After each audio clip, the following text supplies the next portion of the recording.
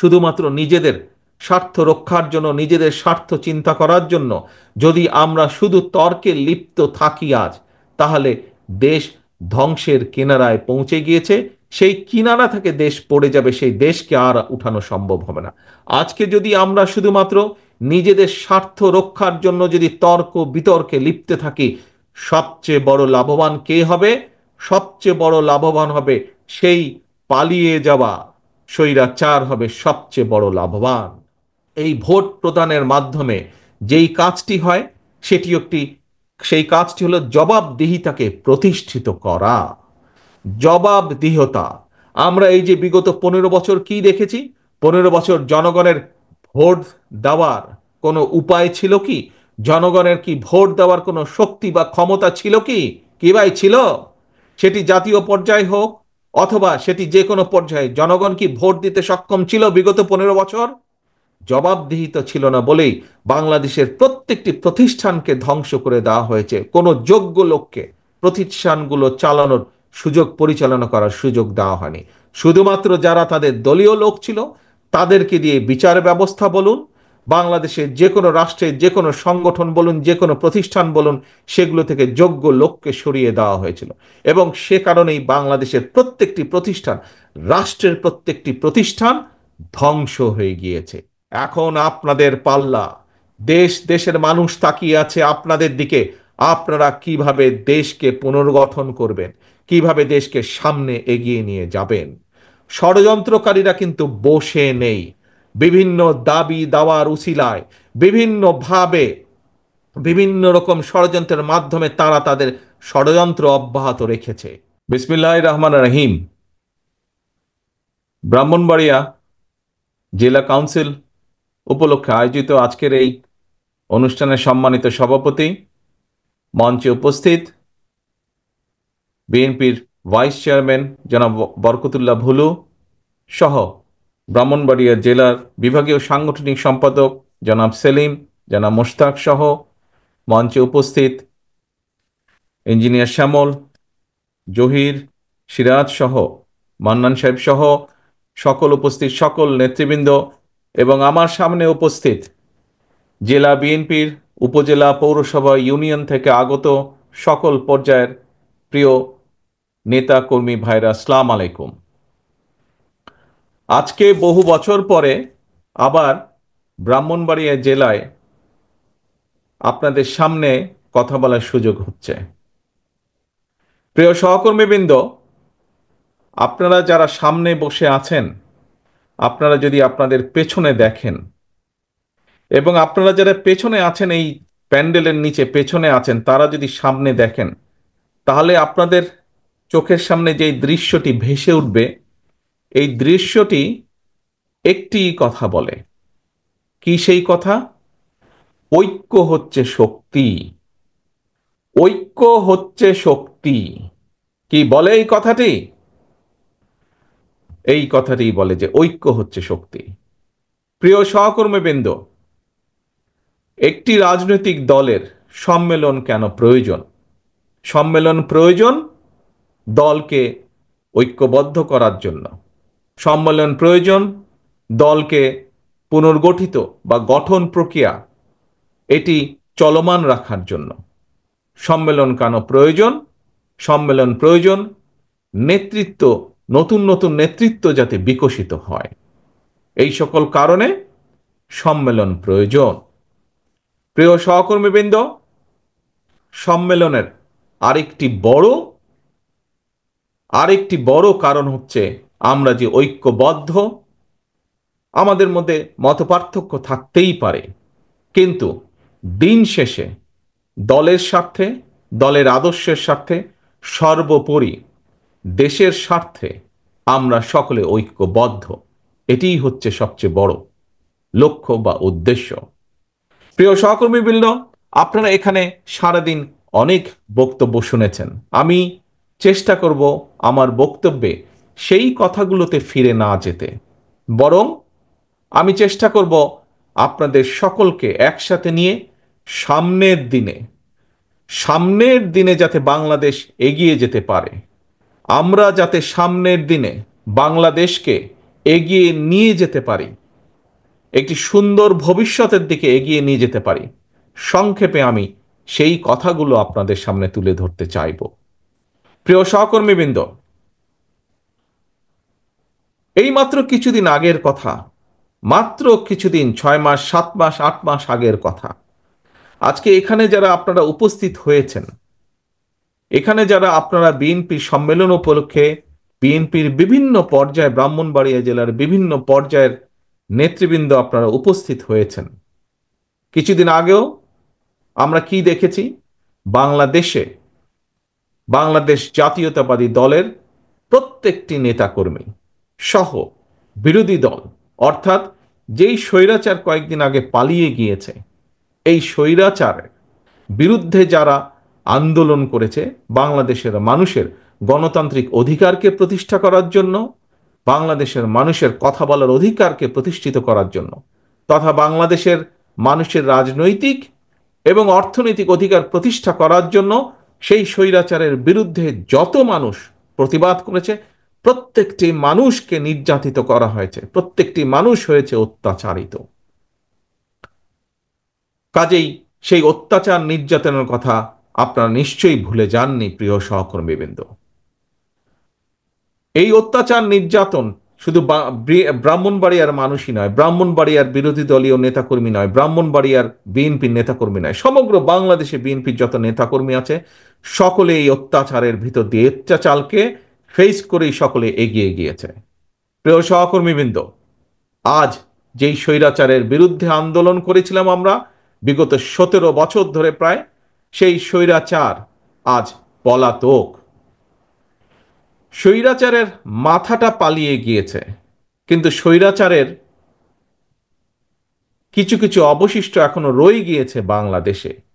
এরা বিভিন্নভাবে মাথা চাড়া দেবার চেষ্টা করছে, এরা বিভিন্নভাবে চেষ্টা করছে নিজেদের অবস্থানকে কোনোভাবে গুছিয়ে নিয়ে আবার দেশটি তাদের দখলে নিতে। প্রিয় সহকর্মীবৃন্দ, তাদের এই লক্ষ্যকে আমরা হাসিল করতে দিতে পারি না, এবং যদি আপনাকে রক্ষা করতে হয়, আপনার নিজের পরিবারকে রক্ষা করতে হয়, যদি এই দেশের মানুষকে রক্ষা করতে হয়, সর্বোপরি বাংলাদেশকে যদি রক্ষা করতে হয়, তাহলে আমাদের সকলকে যে কোনো মূল্যে ঐক্যবদ্ধ থাকতে হবে। এর কোনোই আমাদের বিকল্প নেই। আমি বক্তব্যের শুরুতেই বলেছি, আমাদেরকে যদি বাংলাদেশকে সামনে এগিয়ে নিতে হয়, দেশের মানুষকে যদি শান্তিপূর্ণ উপায়ে এগিয়ে নিতে হয় দেশের সাথে, তাহলে অবশ্যই আমাদেরকে ঐক্যবদ্ধ থাকতে হবে। আমাদের মধ্যে মতপার্থক্য থাকতেই পারে, আমরা বসবো, আমরা আলোচনা করব, এক আলোচনায় শেষ না হলে আবার আলোচনায় বসবো, আলোচনার মাধ্যমেই আমরা সমস্যার সমাধান করব, আলোচনার মাধ্যমেই আমরা সমস্যা উপায় বের করব। প্রিয় সহকর্মীবৃন্দ, আমাদের সামনে বহু কাজ, এখন অনেক কাজ, দেশকে পুনর্গঠনের কাজ।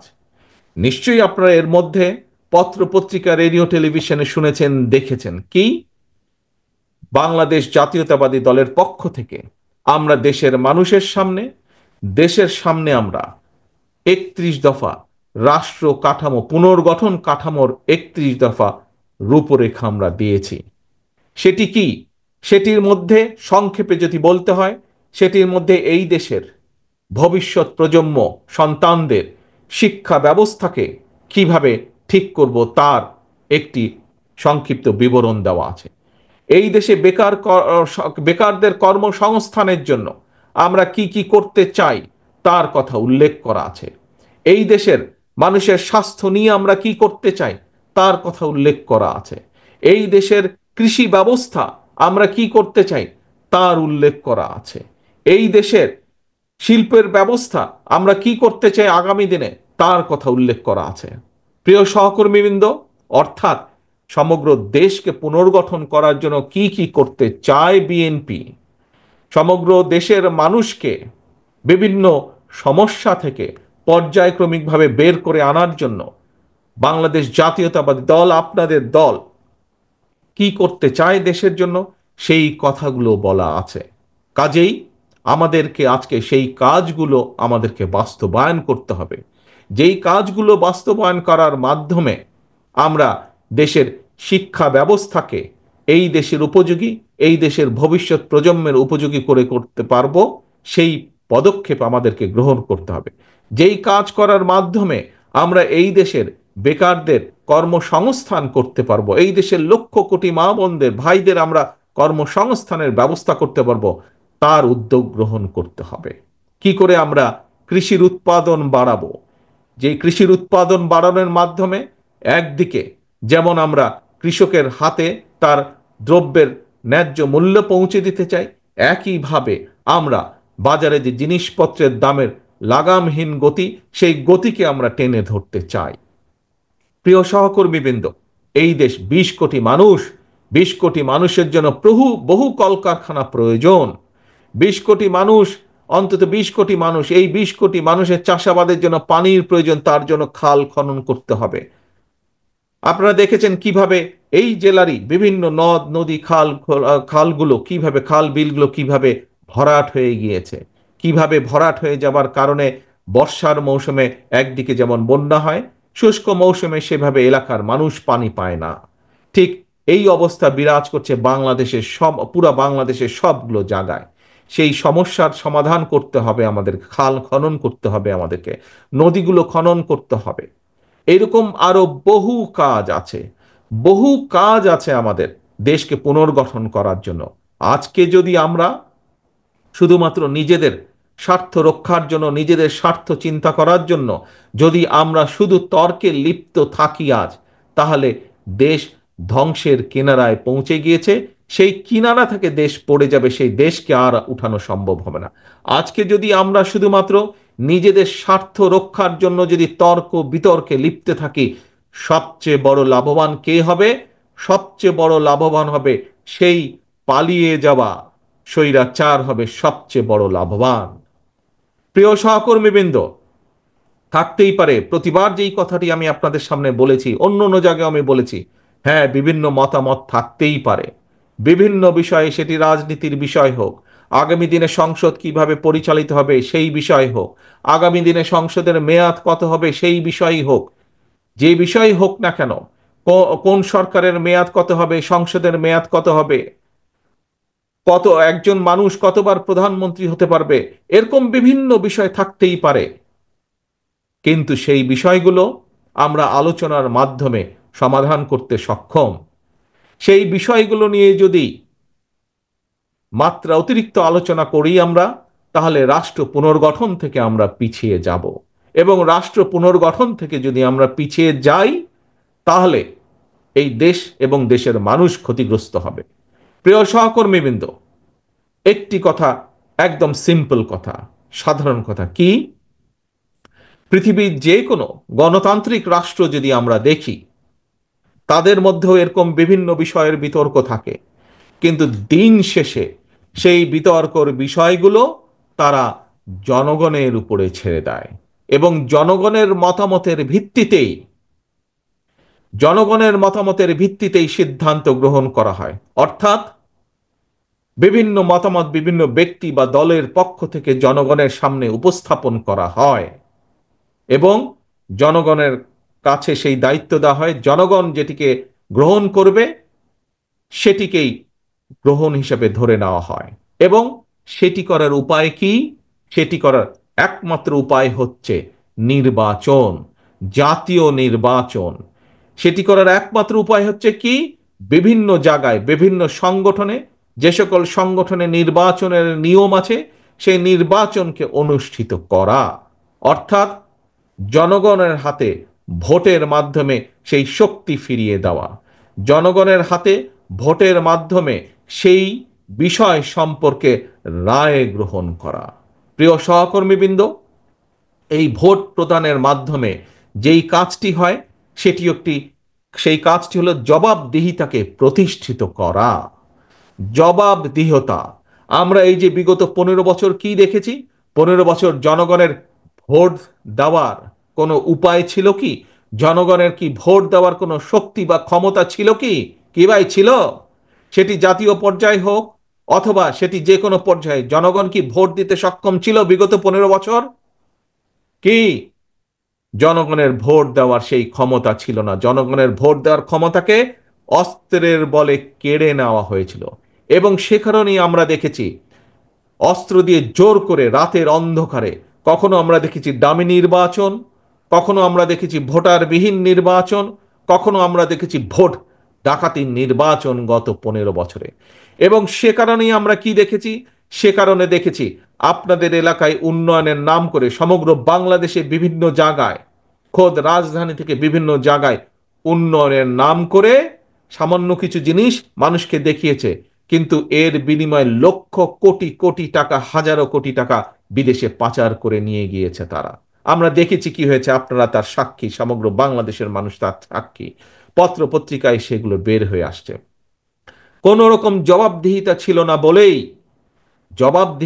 না বলেই বাংলাদেশের প্রত্যেকটি প্রতিষ্ঠানকে ধ্বংস করে দেওয়া হয়েছে। কোনো যোগ্য লোককে প্রতিষ্ঠানগুলো চালানোর সুযোগ, পরিচালনা করার সুযোগ দেওয়া হয়নি। শুধুমাত্র যারা তাদের দলীয় লোক ছিল তাদেরকে দিয়ে বিচার ব্যবস্থা বলুন, বাংলাদেশের যে কোনো রাষ্ট্রের যে কোনো সংগঠন বলুন, যে কোনো প্রতিষ্ঠান বলুন, সেগুলো থেকে যোগ্য লোককে সরিয়ে দেওয়া হয়েছিল। এবং সে কারণেই বাংলাদেশের প্রত্যেকটি প্রতিষ্ঠান, রাষ্ট্রের প্রত্যেকটি প্রতিষ্ঠান ধ্বংস হয়ে গিয়েছে। প্রিয় সহকর্মীবৃন্দ, সেই শিক্ষায় বলুন, বিচার ব্যবস্থায় বলুন, নির্বাচনের ব্যবস্থায় বলুন, প্রত্যেকটি ব্যবস্থাকে আবার পুনর্গঠন করতে হবে। প্রিয় সহকর্মীবৃন্দ, এই পুনর্গঠন প্রক্রিয়া আমরা যত দ্রুত শুরু করতে পারব, রাষ্ট্র কাঠামোর এই পুনর্গঠন প্রক্রিয়া আমরা যত দ্রুত শুরু করতে পারব, দেশকে আমরা তত দ্রুত আমরা উন্নত করতে পারবো। এই পুনর্গঠন প্রক্রিয়া আমরা যত দ্রুত শুরু করতে পারবো, বাংলাদেশের মানুষের সমস্যার পরিমাণ ধীরে ধীরে আমরা তত দ্রুত কমিয়ে আনতে সক্ষম হব। প্রিয় সহকর্মীবৃন্দ, আজকে আপনারা যারা এই সম্মেলন উপলক্ষে এখানে উপস্থিত হয়েছেন, আপনাদের পরিচয় কি? রাজনৈতিক পরিচয়? আপনাদের পরিচয় হচ্ছে আপনারা শহীদ রাষ্ট্রপতি জিয়াউর রহমানের সৈনিক। আপনাদের পরিচয় হচ্ছে আপনারা দেশনেত্রী খালেদা জিয়ার সৈনিক। কাজেই অর্থাৎ দিন শেষে আপনাদের রাজনৈতিক পরিচয়, আপনারা বাংলাদেশ জাতীয়তাবাদী দল তথা বিএনপির একজন নেতা বা একজন কর্মী হিসাবে আপনারা এখানে উপস্থিত হয়েছেন।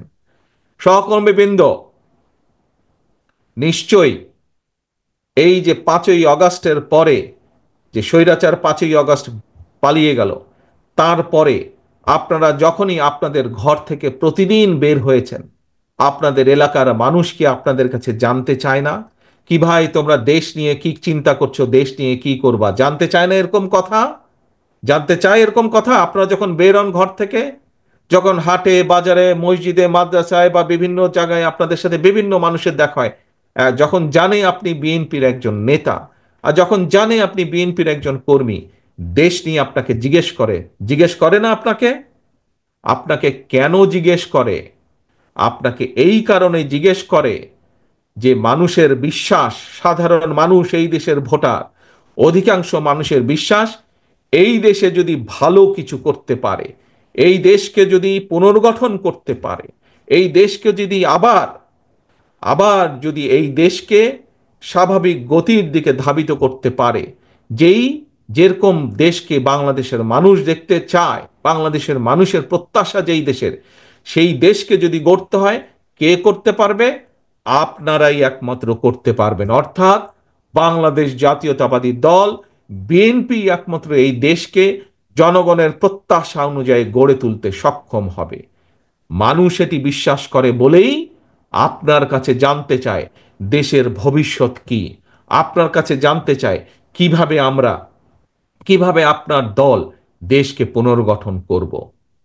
প্রিয় সহকর্মীবৃন্দ, প্রিয় ভাই বোনেরা, বিএনপি বাংলাদেশের সবচাইতে বড় রাজনৈতিক দল। এটি আমাদের সাথে অন্য অন্য যত রাজনৈতিক দল আছে যারা আন্দোলনে আমাদের সাথে ছিলেন, পাশে ছিলেন, প্রত্যেকটি রাজনৈতিক দলের নেতৃবৃন্দ একই কথা বলেন। যেহেতু বিএনপি সবচাইতে বড় রাজনৈতিক দল, সেই জন্য আপনাদের দায়িত্ব কিন্তু সবচাইতে বড়, আপনাদের দায়িত্ব সেই জন্য সবচাইতে কঠিন। প্রিয় সহকর্মীবৃন্দ, যখন আপনি জীবনে একা ছিলেন, তখন আপনি একা ছিলেন। আজ আপনার দায়িত্ব এসে পড়েছে, কাঁধে দায়িত্ব পড়েছে সংসারের। সংসারে 2 জন 5 জন 7 জন যে কয়জন মানুষ হোক, সেই মানুষের দায়িত্ব যেরকম আপনার, ঠিক একইভাবে বিএনপির একজন কর্মী হিসাবে, শহীদ জিয়া খালেদা জিয়ার একজন কর্মী হিসাবে আপনাদের দায়িত্ব সমগ্র বাংলাদেশের। আপনারা কি, প্রিয় ভাই বোনেরা, প্রিয় সহকর্মীবৃন্দ, আপনারা কি দেশের দায়িত্ব নেওয়ার জন্য প্রস্তুত আছেন? দেশের দায়িত্ব, দেশকে পুনর্গঠন করার জন্য প্রস্তুত আছেন? আছেন, ধন্যবাদ। সকলকে ধন্যবাদ। যদি এই দায়িত্ব আপনাদেরকে পালন করতে হয়, যদি এই দায়িত্ব আপনারা সঠিকভাবে পালন করতে চান, তাহলে সবচাইতে পূর্ব শর্ত হচ্ছে, 1 নম্বর শর্ত হচ্ছে, তাহলে আমাদের সকলকে যে কোনো মূল্যে ঐক্যবদ্ধ থাকতে হবে। যে কোনো মূল্যে আমাদের বিএনপির প্রতিটা নেতাকর্মীকে আমাদের ঐক্যবদ্ধ থাকতে হবে, এবং ঐক্যবদ্ধ থেকে দেশের মানুষকে দিক নির্দেশনা দিতে হবে, দেশের মানুষকে পথ দেখাতে হবে, যে পথে আমরা গেলে দেশের সমস্যার সমাধানগুলো করতে পারব। এবং বিএনপি হিসাবে দেশের মানুষ আপনাদের কাছ থেকে এই প্রত্যাশা করে, এই দায়িত্ব প্রত্যাশা করে যে বিএনপি ঐক্যবদ্ধ থাকবে। বিএনপি শুধু একাই ঐক্যবদ্ধ থাকবে না, একই সাথে বিএনপি যে সকল রাজনৈতিক দল সহ যে সকল মানুষ, যে সকল সংগঠন যাদের কাছে 1 নম্বর এজেন্ডা হচ্ছে এই দেশ এবং এই দেশের মানুষ, তাদের সকলকে বিএনপি ঐক্যবদ্ধ রাখবে। আমরা তো ঐক্যবদ্ধ থাকবই, দেশনেত্রী খালেদা জিয়ার নেতৃত্বে আমরা সকলে ঐক্যবদ্ধ থাকব। একই সাথে বিএনপি হিসাবে আমাদের দায়িত্ব হচ্ছে দেশের বাকি সকল মানুষকে ঐক্যবদ্ধ থাকা। এই যে দেখুন, আপনারা আজকে সকলে মিলে ঐক্যবদ্ধ হয়ে একটি সম্মেলন অনুষ্ঠানে একত্রিত হয়েছেন, দেখুন কত সুন্দর লাগছে। শুধু সুন্দরই লাগছে না, কত বৃহৎ একটি সম্মেলন অনুষ্ঠান আজকে এখানে অনুষ্ঠিত হচ্ছে, কত শান্তিপূর্ণ একটি অনুষ্ঠান এখানে অনুষ্ঠিত হচ্ছে। এবং এর ক্রেডিট, এর কৃতিত্ব শুধু যে যারা মঞ্চে ওই নেতৃবৃন্দ বসেছে তাদের একার না, বরঞ্চ আমি মনে করি আজকে যে এই সুন্দরভাবে যে সম্মেলনটি অনুষ্ঠিত হচ্ছে, এর মূল কৃতিত্ব হচ্ছে প্যান্ডেলের নিচে আমার যে সকল নেতাকর্মী বসে আছেন, শান্তিপূর্ণভাবে বসে আছেন, আপনাদের প্রত্যেকের কৃতিত্ব হচ্ছে আজকের এই সম্মেলনকে সফল করার। প্রিয় সহকর্মীবৃন্দ, আমরা একটি রাজনৈতিক দল। রাজনৈতিক দল হিসাবে আমাদের বক্তব্য থাকবে দেশকে নিয়ে। রাজনৈতিক দল হিসাবে আমাদের আদর্শ থাকবে দেশের মানুষের কিভাবে ভালো করা যায়। রাজনৈতিক দল হিসাবে আমাদের দায়িত্ব থাকবে দেশ, দেশের মানুষের ভালো কিছু চিন্তা করা, সামনের দিকে এগিয়ে নিয়ে যাওয়া দেশকে। থাকতে পারে অন্য দলের সাথে আমাদের মতপার্থক্য, আমরা সেই দলগুলোকে সাথে নিয়ে বসবো, আলোচনা করব। কিন্তু দিন শেষে আমাদেরকে মনে রাখতে হবে, আমরা যাই বলি না কেন, আমরা যাই করি না কেন, সমর্থন আসতে হবে জনগণের পক্ষ থেকে, সমর্থন আসতে হবে জনগণের কাছে থেকে। প্রিয় সহকর্মীবৃন্দ, সেজন্যই আমি বলি, সেজন্যই আমি একটি কথা বলি, আমাদেরকে থাকতে হবে জনগণের সাথে, আমাদেরকে রাখতে হবে জনগণকে সাথে। কারণ জনগণ আছে বলেই আমরা আছি। এই যে আমরা বলি বিএনপি এত বড় দল, কেন বলি এই কথাটি? কারণ বাংলাদেশের বৃহৎ জনগোষ্ঠী এই দলকে সমর্থন করে বলেই, এটিই হচ্ছে আমাদের শক্তি, জনগণের শক্তি, জনগণের ঐক্যই হচ্ছে বিএনপির শক্তি। যেহেতু জনগণ আমাদের সাথে আছে, জনগণের সাথে আমরা আছি, যেহেতু জনগণ আমাদের পেছনে আছে, যেহেতু জনগণ আমাদের কাছে প্রত্যাশা করছে, জনগণ সমর্থন দিচ্ছে, সেই জন্যই বিএনপি আজ বাংলাদেশের সর্ববৃহৎ দল। একটু আগে যেই কথাটি বললাম, আবারও আপনাদের সামনে সেই কথাটি বলতে চাই। বৃহৎ দল হিসাবে আমাদের দায়িত্ব হচ্ছে বড়, বৃহৎ দল হিসাবে আমাদের দায়িত্ব হচ্ছে গুরুত্বপূর্ণ। এখানে উপস্থিত প্রত্যেকটি মানুষের, প্রত্যেকটি নেতাকর্মীর দায়িত্ব হচ্ছে অনেক বড়, প্রত্যেকটি নেতাকর্মীর দায়িত্ব হচ্ছে অনেক গুরুত্বপূর্ণ। প্রিয় সহকর্মীবৃন্দ, প্রিয় আমার নেতৃবৃন্দ, আপনারা হয়তো কেউ বলতে পারেন নিজের মনে মনে, আরে ভাই আমি তো ইউনিয়নের একটা নেতা, আমার কি দায়িত্ব? No, no, no. আপনি ইউনিয়নের নেতা হতে পারেন, চিন্তা করে দেখুন তো, আপনি ইউনিয়নের নেতাই হন আর পৌরসভার ওয়ার্ডের নেতাই হন, আপনি যখন সকালে ঘর থেকে বের হন, যখন মানুষ দেখে বিএনপির এই ইউনিয়নের নেতাটি হেঁটে যাচ্ছে, যখন মানুষ দেখে এই ইউনিয়নের এই এই ওয়ার্ডের এই বিএনপির নেতাটি হেঁটে যাচ্ছে, আপনাকে মানুষ সালাম দেয় না? আপনার সাথে সমস্যার কথা আলোচনা করে না? আপনার সাথে দেশের সমস্যা, এলাকার সমস্যার কথা আলোচনা করে না? কেন করে? কারণ তারা আপনার উপরে ভরসা করতে চায়। তারা বিশ্বাস করে যে আপনি কোনো না কোনো একটি উপায় বের করে দিবেন, কোনো না একটি উপায় বাতলে দিবেন আপনি। আপনাকে ভরসা করা যায়, আপনি বিএনপির নেতা, আপনাকে ভরসা করা যায়, আপনি বিএনপির একজন কর্মী। এলাকার সমস্যার সমাধান হোক অথবা কোনো একটি সমস্যা হোক, আপনার কাছে যদি তুলে ধরতে পারে, আপনি হয়তো সেই সমস্যার সমাধান করতে পারবেন। এই বিশ্বাস মানুষের আছে।